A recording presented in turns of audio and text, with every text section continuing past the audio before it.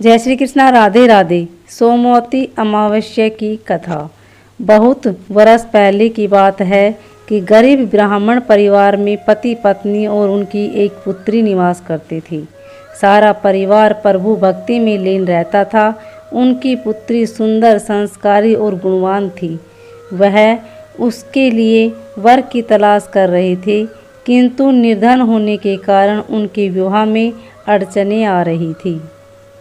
प्रभु कृपा से उनके घर में एक महात्मा आए।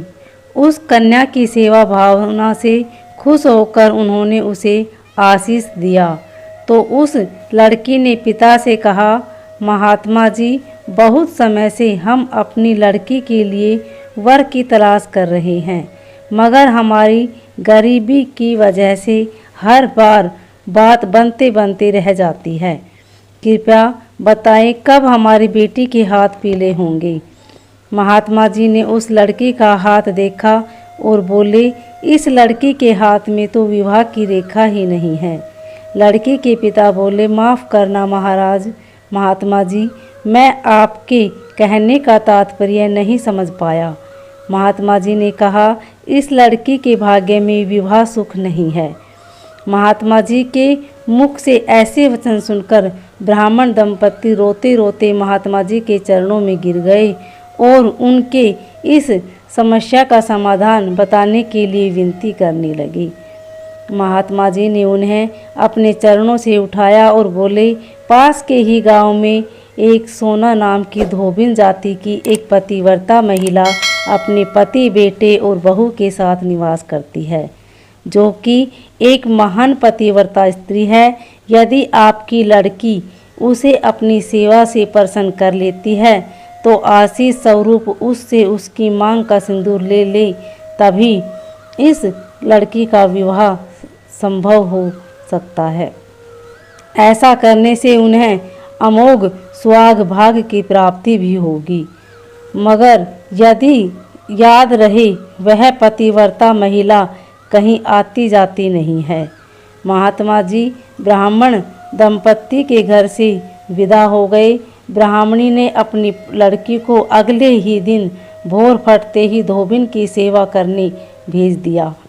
लड़की पूरे दिल से सोना धोबिन के घर की साफ सफाई और अन्य सारे कार्य कर उनके उठने से पूर्व ही अपने घर लौट आती। यह क्रम बहुत दिन तक चलता रहा। एक दिन सोना धोबिन अपनी बहू को शाबाशी देते हुए बोली, तुम तो ब्रह्म मुहूर्त में उठकर ही घर का सारा काम कर लेती हो और मुझे आभास तक नहीं होता। बहू बोली, नहीं माताजी, मैं तो सुबह देरी से उठती हूँ, मुझे लगा घर के सारे काम आप करती हैं।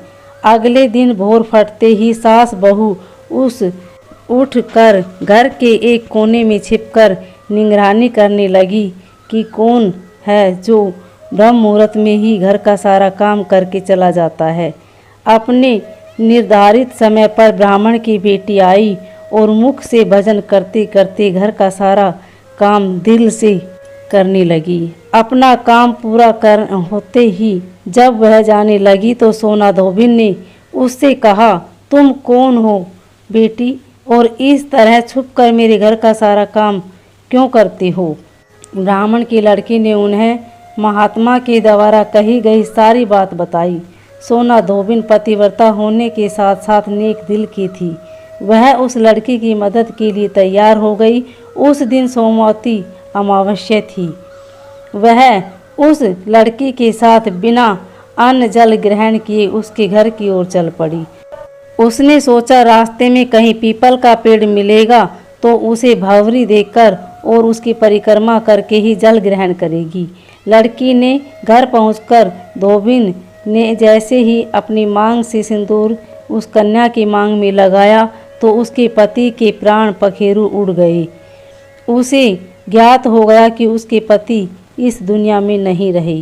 वह ब्राह्मण परिवार से विदा लेकर चल पड़ी। रास्ते में पीपल का पेड़ देखकर उसने ईंट के 108 टुकड़े कर भंवरी दी। देखकर 108 बार पीपल के पेड़ की परिक्रमा की, तत्पश्चात जल ग्रहण किया। तभी उसके पति की मृतदेह में प्राण लौट आई।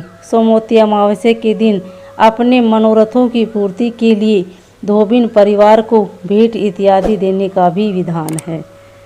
उम्मीद है आपको यह सोमवती अमावस्या की कथा अच्छी लगी होगी। अगर अच्छी लगे तो वीडियो को लाइक शेयर सब्सक्राइब जरूर करें। धन्यवाद।